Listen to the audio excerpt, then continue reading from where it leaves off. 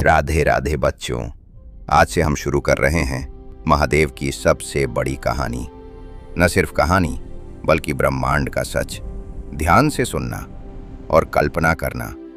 शून्य से शिव तक। सबसे पहले क्या था बच्चों?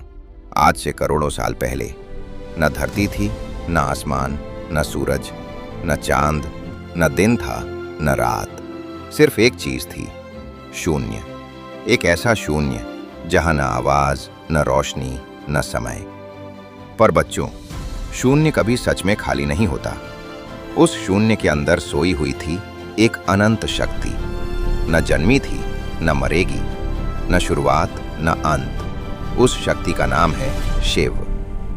काले अंतरिक्ष के बीच एक छोटा सा चमकता हुआ सफेद नीला ऊर्जा बिंदु था। शिव तत्व का जन्म नहीं, प्रकट होना। समझना बच्चों, शिव पैदा नहीं होते, शिव प्रकट होते हैं। जैसे अंधेरे कमरे में रोशनी जला दो, रोशनी पैदा नहीं होती, बस दिखने लगती है। ऊर्जा का वो बिंदु धीरे धीरे फैलने लगता है। घूमती हुई आकाश गंगाएं बनती दिखाई देती हैं। इसी शिव तत्व से अंतरिक्ष बना, समय बना, गति बनी। और जब गति बनी तब सृष्टि का खेल शुरू हुआ। ब्रह्मा विष्णु, पर शिव अलग क्यों?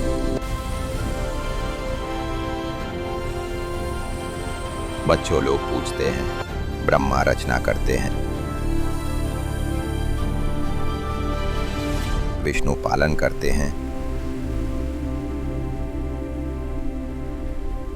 तो शिव क्या करते हैं? शिव नियंत्रण नहीं करते, शिव संतुलन रखते हैं। जब सृष्टि हद से ज्यादा भर जाती है पाप से, दुख से, अहंकार से, तब कोई देवता नहीं संभालता, तब महादेव खुद उठते हैं।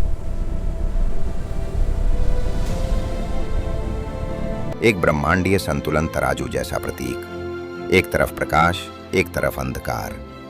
रात क्यों पवित्र होती है? दिन में दुनिया बाहर होती है, रात में इंसान अंदर होता है।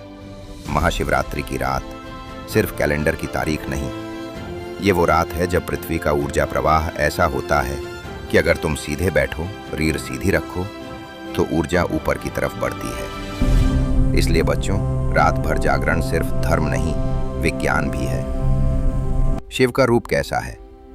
अब कल्पना करो, एक देवता जिनके कपड़े सोने के नहीं, भस्म के हैं, जिनके गले में हार नहीं, सांप है, जिनके बाल सजे हुए नहीं, जटा है, जिनके पास महल नहीं, श्मशान है। पर बच्चों, जो श्मशान में रहता है वो मृत्यु से नहीं डरता, और जो मृत्यु से नहीं डरता उसे दुनिया का कोई डर हिला नहीं सकता।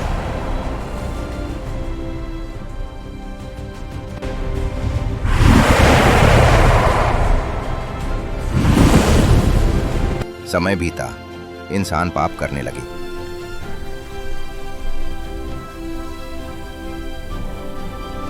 अहंकार बढ़ने लगा। प्रकृति का संतुलन टूटने लगा। देवता भी परेशान थे, पर कोई हल नहीं मिल रहा था। देवताओं की सभा।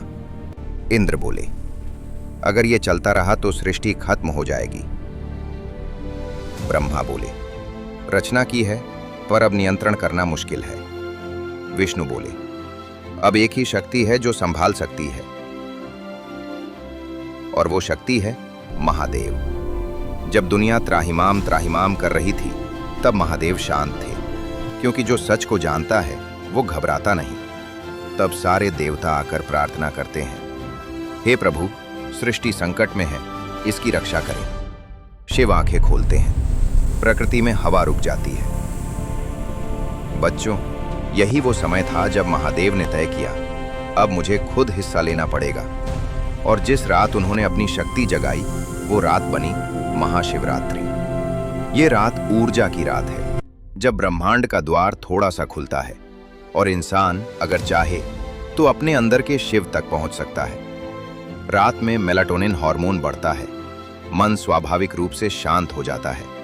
अगर उस समय मंत्रों की ध्वनि मिले तो मस्तिष्क अल्फा अवस्था में चला जाता है, ध्यान गहरा हो जाता है।